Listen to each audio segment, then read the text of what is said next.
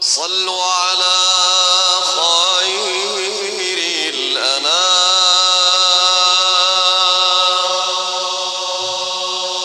كل من صلى عليه منا لا يضام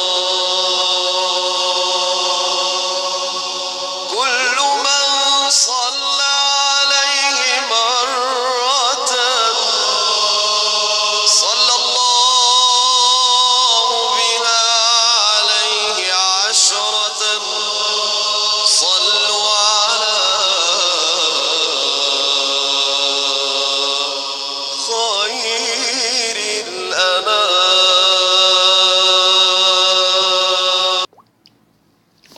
Bon, on va commencer l'exercice numéro 12.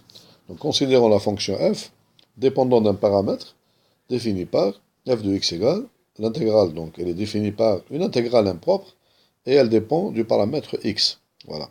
Donc, f de x égale 0 jusqu'à plus l'infini, e à la puissance moins t sur racine carrée de t, exponentielle i et tx dt. C'est une fonction de R dans C. C'est une fonction de R dans C. C'est montrer que f est définie pour tout x appartenant à R. Ça veut dire qu'il faut démontrer que cette intégrale impropre, elle est convergente, quel que soit x. Voilà ce que ça veut dire la première question. Montrer que f est définie pour tout x appartenant à R.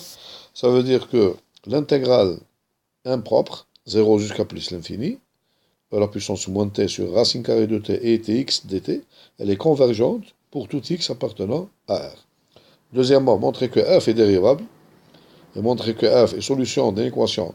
Ça veut dire montrer que la dérivée existe. Donc la fonction f, elle est définie par une intégrale généralisée, et donc une fonction de deux variables ici. Vous avez la fonction ici de deux variables. Il faut montrer que f est dérivable pour tout x appartenant à R, et montrer que f aussi est solution d'une équation différentielle d'ordre 1 qu'on résoudra. Donc lorsqu'on fait les calculs, donc on va se rendre compte que f est solution d'une équation différentielle d'ordre 1. Après avoir trouvé cette équation différentielle, on résout cette équation différentielle. Lorsqu'on va la résoudre, on va trouver donc la valeur de f de x. Bon, un rappel ici, on rappelle que bon, cette intégrale, c'est la même intégrale de la loi normale, donc 0 jusqu'à plus l'infini, e à la puissance moins u2 du est égal à racine carrée de pi divisé par 2. Donc on donne cette valeur-là. Peut-être qu'on aura besoin dans la résolution de cet exercice. Voilà. Bon, je vous conseille, essayez de faire cet exercice, essayez de le faire, et après, donc, on va le faire ensemble. Bon, nous allons commencer par la question numéro 1. Montrer que f est défini pour tout x appartenant à R. C'est-à-dire qu'il faut montrer que cette intégrale, donc, impropre, elle est convergente pour tout x appartenant à R. Bon, qu'est-ce qu'on va faire ici, donc? Donc il faut bien voir ici que la fonction f, ici, f de t, donc je l'écris ici, donc on a une fonction, en vérité c'est une fonction de la variable t et la variable x, qui est égale à, donc, exponentielle e à la puissance moins t, donc e à la puissance moins t, divisé par racine carrée de t, multiplié par i tx. Voilà. Donc donc ici x c'est un paramètre. Donc j'intègre par rapport à t. Donc l'intégrale, donc je considère donc l'intégrale de 0 jusqu'à plus l'infini de la fonction ici.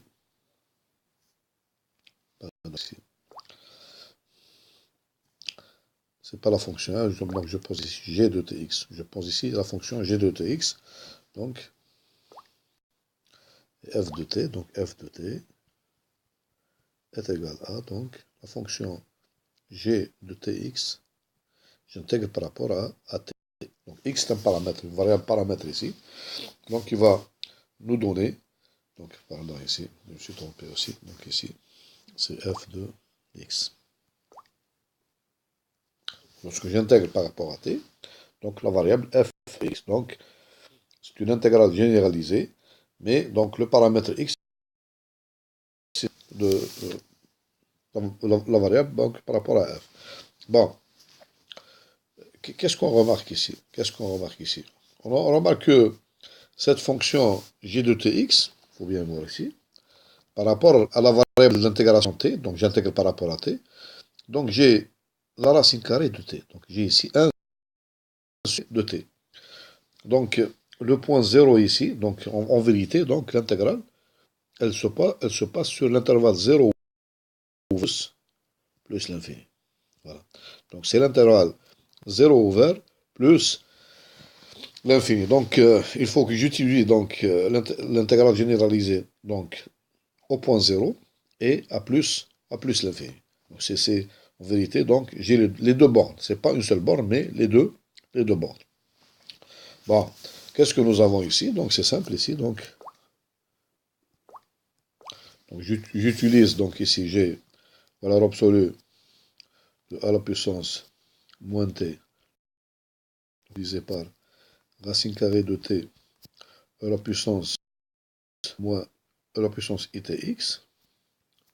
Donc ceci est majoré par donc e à la puissance 1t, c'est module ça, divisé par racine carrée de t.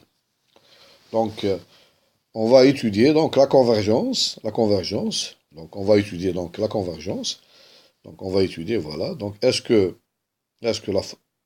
l'intégrale impropre 0 jusqu'à plus l'infini e à la puissance moins t divisé par racine carrée de t, cette intégrale elle est convergente ou non?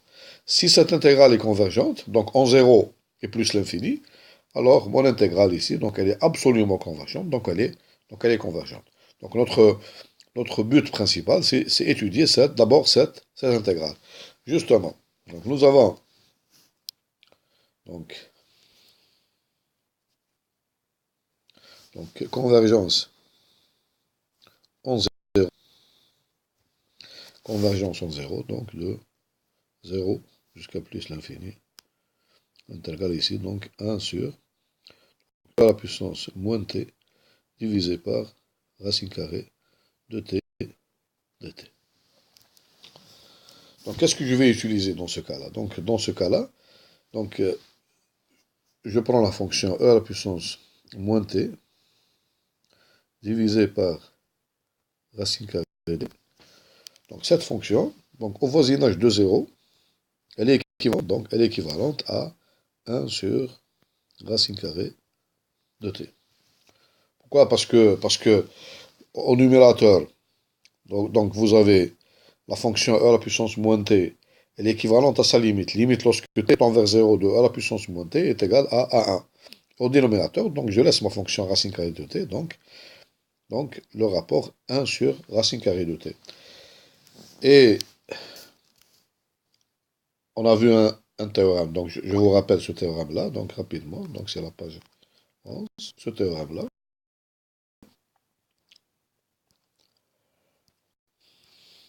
Voilà. Voilà. On a dit, si une fonction f, voisinage de l'infini, elle est équivalente à k divisé par t à la puissance p. Avec p ici,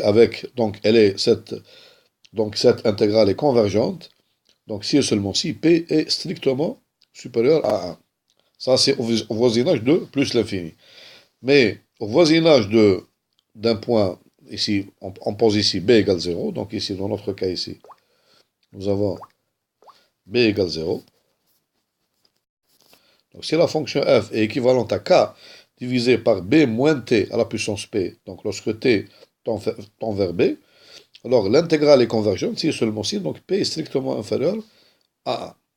Donc dans notre cas ici, nous avons donc k égale moins 1, donc nous avons ici, donc donc la fonction c'est 1 divisé par t à la puissance 1 demi, voilà, t à la puissance 1 demi.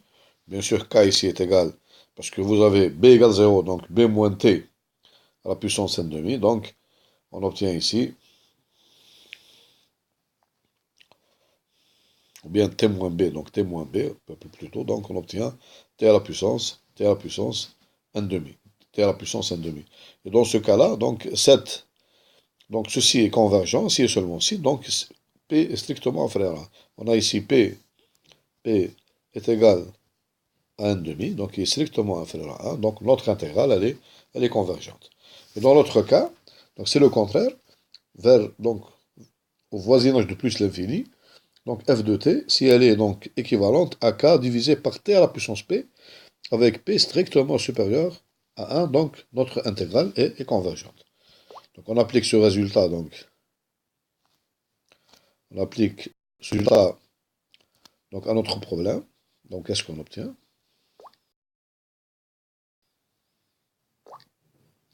Donc ici, au voisinage de 0, donc e à la puissance moins t divisé par racine carrée est équivalente à 1 sur racine carrée de t. Et nous avons donc ici qui est égal, qui est égal à 1 t à la puissance n demi. Nous avons ici n demi est strictement inférieur à 1. Ceci m'implique que l'intégrale de 0 jusqu'à plus l'infini, donc e à la puissance, e à la puissance moins t divisé par racine carrée de t, donc est convergente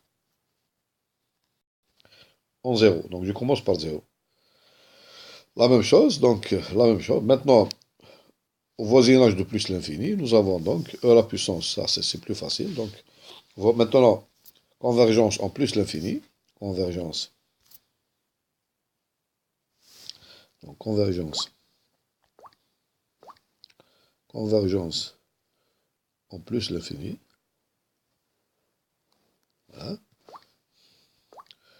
Bon, nous avons ici, on peut facilement le voir, nous avons racine carrée de t multiplié par e à la puissance t est supérieur est plus grand que, donc l'exponentielle ici, elle est strictement supérieure à t au carré. Donc ceci m'implique que 1 sur racine carrée de t multiplié par e à la puissance t, donc il est inférieur à 1 sur t au carré. C'est-à-dire nous avons ici e à la puissance moins t divisé par racine carrée de t, donc il est majoré par 1 sur t au carré. Et on sait que, ici, donc l'intégrale de 0 jusqu'à plus l'infini, donc 1 sur t au carré, donc elle est convergente, celle-ci. Donc vers plus l'infini. D'accord? Donc finalement, qu'est-ce qu'on obtient? Donc on obtient ceci, les deux. Donc les deux, je vous rappelle, donc on a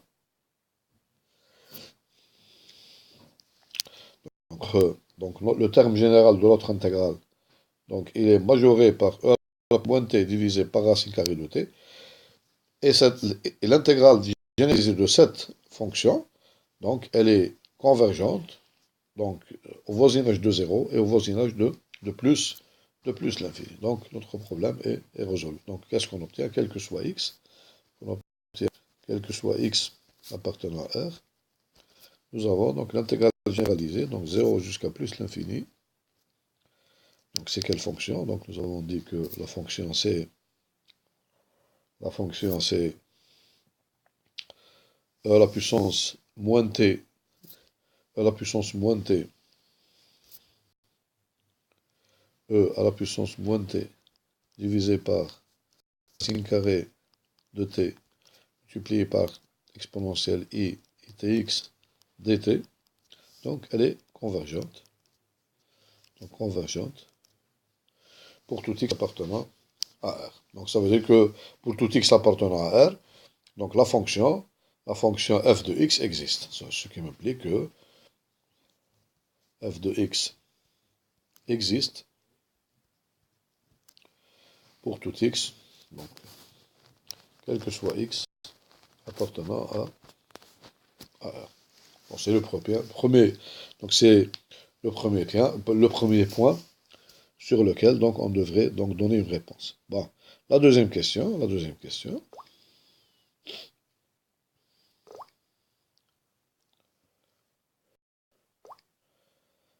question, donc, montrer que f est dérivable et que f est solution d'une équation différentielle d'ordre 1 qu'on résoudra. Donc d'abord, on va démontrer que notre fonction est dérivable pour tout x appartenant à R.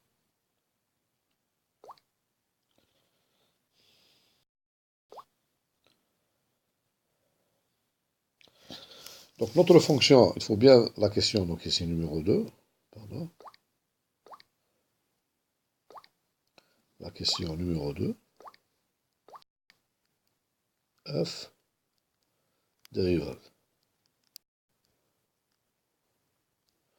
Donc dans semble R.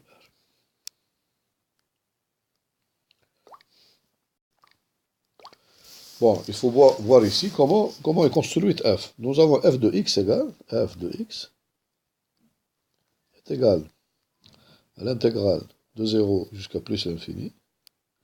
On a dit la fonction g de xt dt. Avec la fonction g de xt, on a dit qui est égal à, donc, à la puissance moins t divisé par racine carrée de t, donc exponentielle et i tx. Voilà la fonction g de xt. Donc g de xt, donc c'est une g, la fonction g, c'est une donc fonction finie de r croix r dans c. Voilà, dans c. Donc qui a xt fait correspondre exponentielle de moins t divisé par racine carrée de t multiplié par i tx. Bon, on appelle ces fonctions-là, donc la fonction f, elle est définie donc par une intégrale, une fonction de variables, donc qui dépendent d'un paramètre. On appelle ça des intégrales qui dépendent d'un paramètre. Ce genre d'intégrales, on les appelle intégrales dépendant d'un paramètre. Ils vont définir une fonction. Les intégrales, parce que normalement, une intégrale, c'est un nombre réel. Donc normalement, une intégrale, c'est un nombre réel. Mais lorsque j'introduis deux variables ici, donc x et t, et j'intègre par rapport à t, l'autre paramètre x, il nous donne une fonction. Il va nous donner une. Parce que si vous calculez cette intégrale, vous allez avoir donc le résultat, il va dépendre de x. Il va dépendre de x. Donc vous allez avoir une fonction de x. Donc cette intégrale, donc dans les cours de deuxième année, donc on étudie les propriétés de ces fonctions qui sont définies par une intégrale. Ce sont des fonctions définies par une intégrale. Donc ici, la variable, elle n'est pas dans le borne d'intégration. Non, la variable, elle se trouve à l'intérieur à intégrer. Donc on appelle ça des intégrales qui dépendent d'un paramètre. Donc on va écrire dans quelles conditions la fonction f, donc elle existe, la fonction f est bien définie, on l'a dit dans la première question. Maintenant, on va voir dans quelles conditions la fonction f est dérivable. Bien sûr, c'est la fonction g. Et lorsqu'on est sûr que la fonction f est dérivable, comment calculer la f' en fonction de g? Donc vous allez voir que lorsque f' existe, f' elle sera donc est égale aussi à une intégrale, mais puisque c'est une fonction de variable, ce sera la dérivée partielle de g par rapport à x ou bien par rapport à x. Vous allez voir donc le résultat. Donc on va écrire le théorème général, et après ça, on applique ce théorème à notre fonction f. Donc on donne ici le théorème qui nous donne donc des conditions sur la fonction g pour que f soit dérivable. Donc, soit f, donc soit, enfin g, soit g, soit g, une fonction définie dans l'intervalle i croix j dans R. Dans R ou bien dans C. Bien dans C. Tel que.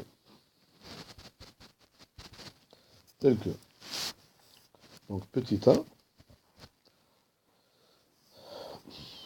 Donc la fonction g a. La fonction g. Pardon. Tel que. La fonction. Tel que. Quel que soit x appartenant à j, donc la fonction f, la fonction g de t, ou bien de xt, c'est x il appartient à, donc x il appartient donc à i, et T, il appartient, bon, ou bien le contraire. Donc T appartient à I, donc T elle appartient à I, et X il appartient à J. Voilà, donc nous avons G de Tx. La fonction G de Tx est continue.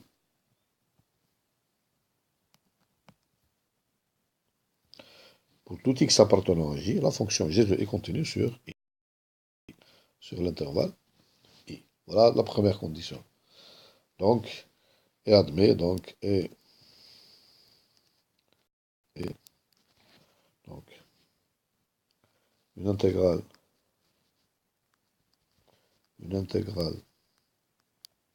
impropre, ou bien, pardon, ici, quel que soit x, donc, ici, et admet une intégrale impropre sur l'intervalle, donc ici sur l'intervalle I. Donc sur l'intervalle I. Puisque j'intègre par rapport à T. 2. La deuxième condition. Donc la fonction G de xy, donc admet, elle a une dérivée parallèle. Donc ici, des rangs f sur des rangs x par rapport à x. Donc au point, donc, en tout point t x appartenant à i croix j. Donc c'est le deuxième. Troisième point, donc l'existence de dérivée partielle. Donc pour tout, donc quel que soit maintenant, j'ai dit quel que soit x appartenant à j. Maintenant, quel que soit t, i, quel que soit t appartenant à i, donc la fonction des rangs f sur des rangs x tx est continue sur l'intervalle j. Je fixe le paramètre t, et donc la fonction de variable, elle est continue, comme fonction d'une variable, elle est continue sur j. 4, la condition 4, nous avons donc la fonction g, ici nous avons ici, donc la fonction, donc il existe une fonction h, donc une fonction h de i dans R+. Donc cette fonction elle est continue, donc, et admettant une intervalle donc généralisée sur l'intervalle i, tel que c'est la dernière condition, tel que soit t appartenant à i, et quel que soit x appartenant à j, nous avons ici la dérivée partielle, donc des rangs f sur des rangs x au point t x. Donc ceci est inférieur ou égal à la fonction g de t. Voilà les 4 conditions, donc que doivent vérifier, pardon, ici c'est pas g, c'est, donc je me suis trompé ici, pardon. Bon, il y a des fautes ici, ça c'est f, pardon. Ça c'est g, une dérive dérangée. Donc ici aussi, c'est la fonction ici, c'est g continue. Donc des erreurs, c'est pas f, c'est g. Et continue, admettons, nous avons ici, c'est pas, ça c'est g, là c'est Là, c'est h. La fonction h. Bon, il y a beaucoup de choses à dire, mais c'est simple. Donc, vous allez voir dans les applications, c'est simple. Quelles sont les conséquences? Alors, on voit les conséquences. Alors, si on a ces conditions, alors la fonction,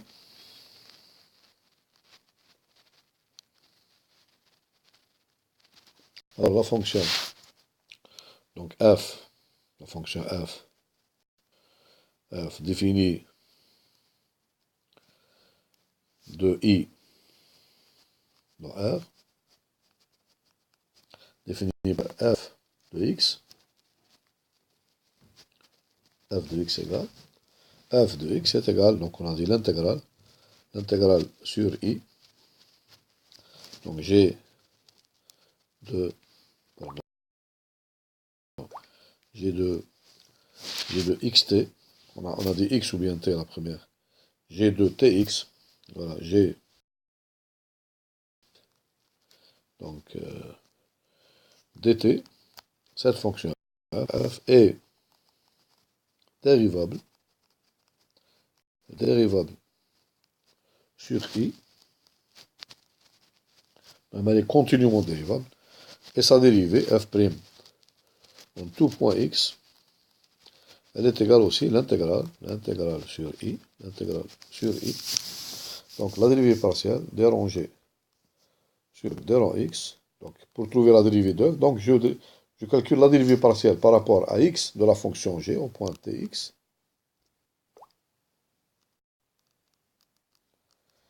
dt.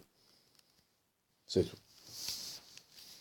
Voilà donc la dérivée, donc f' de la fonction f, elle est égale à l'intégrale généralisée, donc sur i, de la fonction dérangée sur x, la dérivée partielle par rapport à x, tx, j'intègre par rapport à t.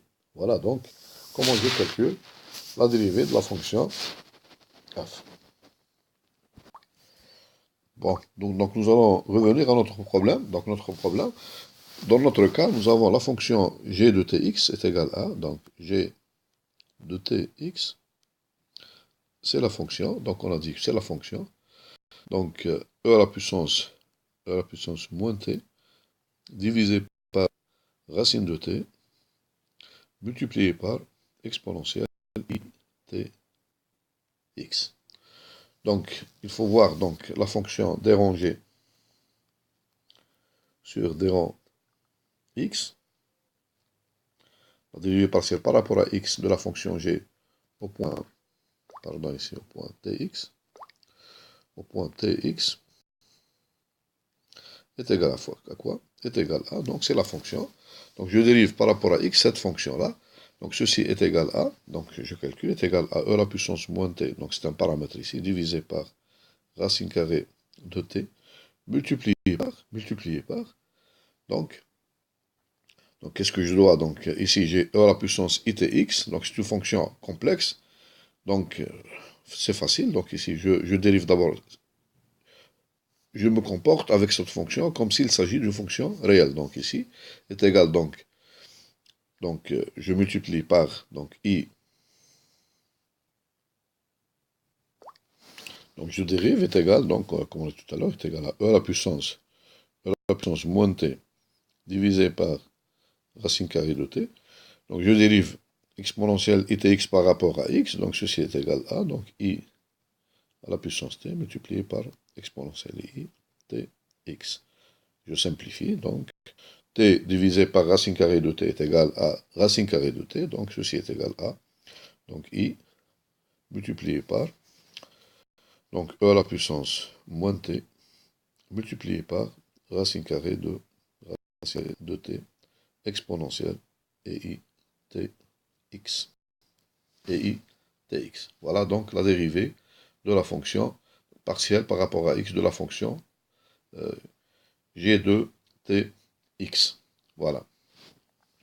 Donc on a donc cette fonction, donc on voit bien que cette fonction, c'est une fonction donc, qui existe et elle est continue sur, donc, quelles sont les conditions ici? Donc la première condition, donc on a une dérivée partielle dérangée pour tout x appartenant, donc R croix R, donc il n'y a pas de problème. Donc maintenant, la fonction dérangée sur d rang x est continue. Bien sûr, sur R, cette fonction-là, on voit bien que cette fonction-là, donc c'est une fonction qui est continue sur R. Il n'y a pas de problème. La troisième condition,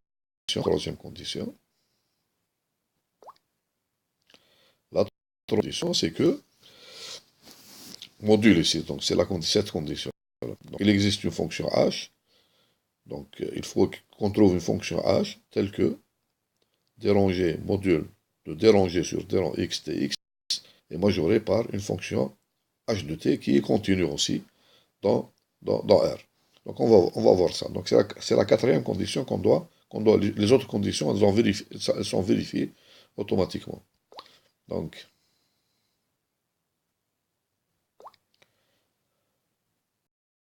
voyons. Donc on a module, c'est la quatrième condition, module de déranger sur d rang x au point tx.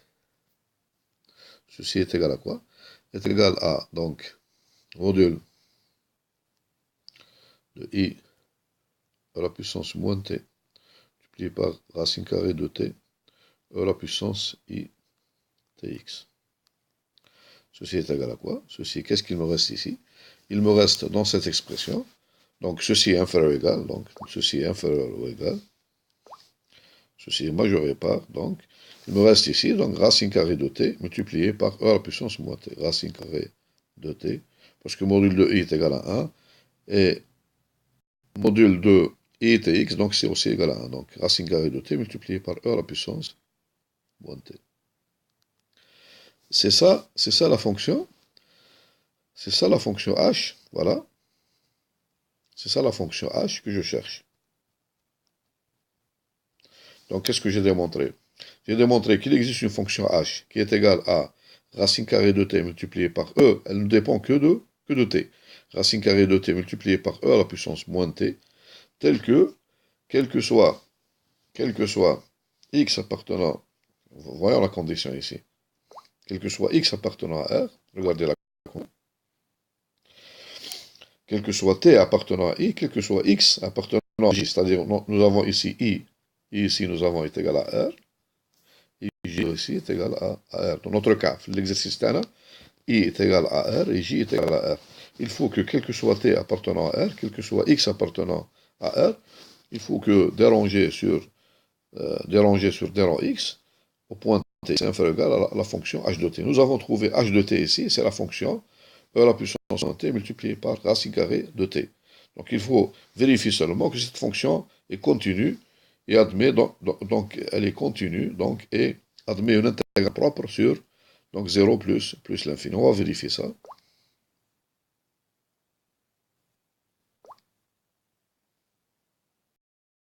Donc nous avons ici, quel que soit x appartenant à R, et quel que soit t appartenant à R, nous avons donc démontré que déranger sur d rang x tx inférieur ou égal à la fonction h de x, donc qui est égale à, ici nous avons dit, cette fonction h de x, h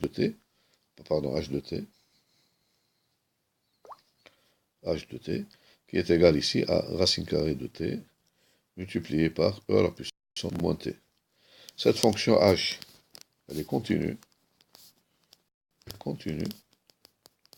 sur R. Pourquoi? Parce que c'est la racine carrée de t sur, R plus ici, parce qu'on a de 0 jusqu'à plus l'infini. L'intégration, c'est de 0 jusqu'à plus l'infini, R étoile plus. Nous avons ici, i c'est pas, nous avons ici t, donc i, il faut bien voir ici, i est égal à, donc 0 plus l'infini ici. C'est pas R, hein, je suis trompé, donc i est égal à 0. C'est l'intervalle d'intégration, donc est égal à 0 exclu plus l'infini. Et j est égal à R. Donc nous avons h est continu sur R étoile plus, parce qu'il est égal à racine carrée de t multiplié par l'exponentielle, qui sont deux fonctions continues. Et on a démontré tout à l'heure que cette fonction-là, donc racine carrée de t multiplié par e à la puissance moins t, c'est une fonction qui est donc intégrable, donc son intégrale impropre, donc existe sur 0 plus l'infini. Voilà. Donc, conséquence. Conséquence. Donc, la conséquence de ce résultat-là, c'est quelle conséquence on obtient? Donc, conséquence, donc je vais l'écrire en la conséquence du théorème. Puisque ces 4 conditions sont vérifiées, alors ma fonction f de x qui est égale à 0 jusqu'à plus l'infini, donc g de tx dt. Donc cette fonction f existe, f' pour x existe, donc, et sa dérivée f' de x, elle est égale à quoi? Elle est égale à la même chose, l'intégrale sur 0 jusqu'à plus l'infini, dérangé sur d rang x au point t x dt. Et j'ai calculé cette dérivée partielle, ceci est égal à, donc on a f' de x est égal à l'intégrale de 0 jusqu'à plus l'infini. On a calculé cette intégrale, donc on a dit que ceci est égal à, donc dérangé sur d rang x égale donc i, donc i à la puissance moins t, i à la puissance moins t, multiplié par racine carrée de t, multiplié par racine carrée de t, et itx, multiplié par racine carrée de t, et i tx dt. Intégré par voilà. Bon, donc, nous avons trouvé donc f' de x égale l'intégrale de 0 jusqu'à plus l'infini, i racine carrée de t, e à la puissance moins t, e à la puissance et i tx. Bon, donc nous allons faire une intégration par partie de cette intégrale. Donc on va poser u' de t est égal à u' de t est égal à i à la puissance moins t i tx, et v de t est égal à racine carrée de t. Donc on peut facilement vérifier que la primitive de cette fonction-là, elle est égale, u de t égale 1 sur x moins 1 à la puissance. Et bien sûr, la dérivée de v donc est égale à 1 sur 2 racine carrée de t. Donc nous avons finalement f' de x est égal à quoi? Est égal à uv, donc c'est uv, donc c'est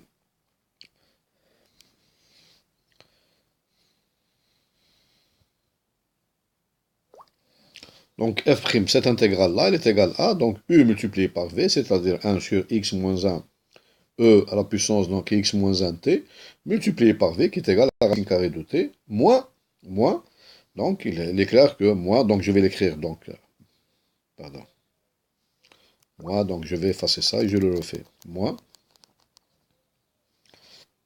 donc c'est uv moins u, v', moins u, v', c'est-à-dire l'intégrale de 0 jusqu'à plus l'infini, u, v', c'est-à-dire v' c'est quoi? C'est 1 sur racine carrée, pardon ici,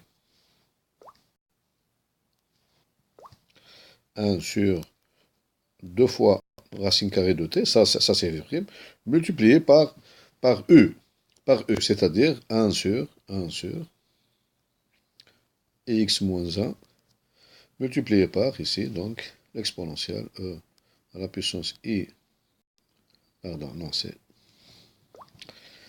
je m'excuse, exponentielle ix moins 1, le tout dt. Voilà, donc, lorsque je fais une intégration par partie, qu'est-ce que j'obtiens? Bon, remarquons bien. Donc, on remarque ici que, premièrement, que cette fonction-là, si je mets t égale 0, donc j'obtiens, si je mets t égale 0, j'obtiens ce terme-là est égal à ce terme-là. On a racine carrée de t est égal à 0. Donc j'obtiens ce terme-là, il s'annule, il va s'annuler. Et maintenant, si je mets, lorsque t tend vers plus l'infini, donc lorsque t tend vers l'infini, donc ce terme-là, il va tendre aussi vers 0. parce qu'il est à l'exponentielle, donc, donc nous avons EX multiplié par exponentielle de moins t. Donc c'est t qui va tendre. X il est fixe. X c'est un paramètre fixe. Donc on obtient e exponentielle de moins t multiplié par EX. Donc ceci, donc il va tendre nécessairement vers 0. Il va tendre plus vite vers 0 que racine carrée de t vers plus l'infini. Donc ce terme-là, il va tendre vers 0 lorsque t tend vers plus l'infini. Et au point 0, c'est clair que ceci est égal à 0. Donc ce terme-là, finalement, il sera égal à 0. Qu'est-ce qui me reste dans cette intégration? Donc je vais l'écrire d'une autre façon. Donc, puisque j'intègre par rapport à t, donc j'obtiens ici 1, moins 1 sur x moins 1, donc je vais le faire sortir. Il reste 1 sur racine carrée de t, multiplié par l'exponentielle de ce terme-là. Voilà. Donc on obtient f' de x est égal à...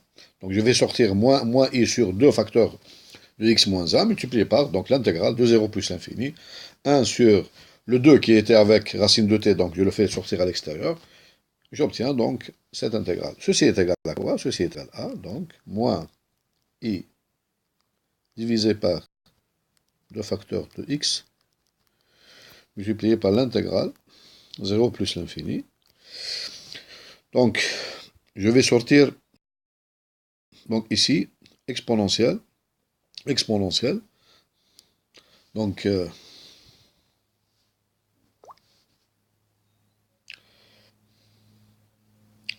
nous avons ici e à la puissance moins t, e à la puissance moins t, j'ai fait une erreur ici, donc c'est x moins 1 à la puissance t, donc, pardon, et x tout, donc c'est pas ça, donc c'est faux ici.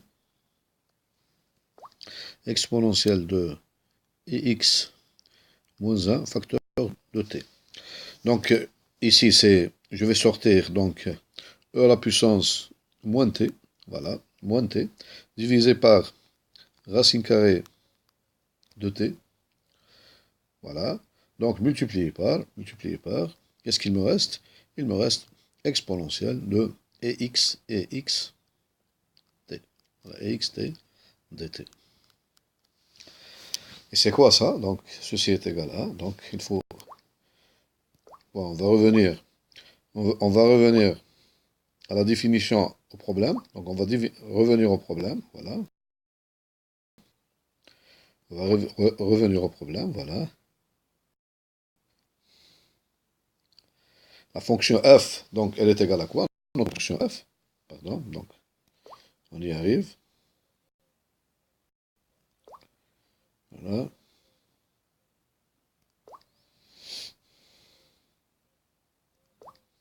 La définition de la fonction f, pardon.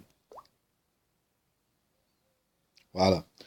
F de x est égal à quoi? F de x égale l'intégrale de 0 jusqu'à plus l'infini, e à la puissance moins t, divisé par racine carrée de t, exponentielle et itx dt. C'est exactement cette expression qu'on a trouvée dans f' de x. Donc finalement, qu'est-ce qu'on trouve? Voilà. Voilà.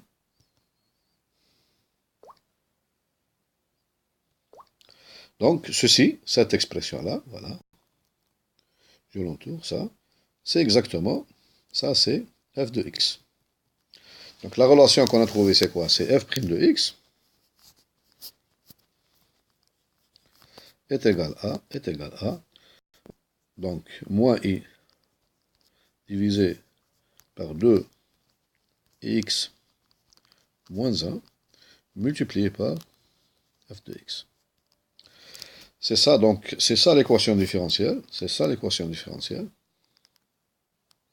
C'est cette équation différentielle qu'on nous demande de trouver, c'est-à-dire démontrer que f est solution d'une équation différentielle. Donc cette équation, elle s'écrit sous la forme, si vous voulez, donc la même chose, c'est l'équation différentielle, c'est y' plus y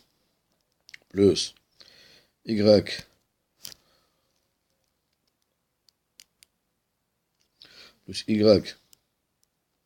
facteur de i divisé par 2x moins 1 égale 0. Voilà l'équation différentielle qu'on nous demande d'établir, dans laquelle la fonction f est solution. Donc là, la solution. Bon, si on veut trouver l'expression de f, parce que le but c'est de trouver f, la fonction f, il suffit de résoudre cette équation différentielle d'ordre 1. Cette équation différentielle, bon, à coefficient complexe, c'est pas grave, c'est une équation différentielle à coefficient complexe. Bon, on peut l'écrire sur la forme suivante, donc on revient à la question, donc on nous dit ici, donc rapidement, donc ici, voilà, on nous dit,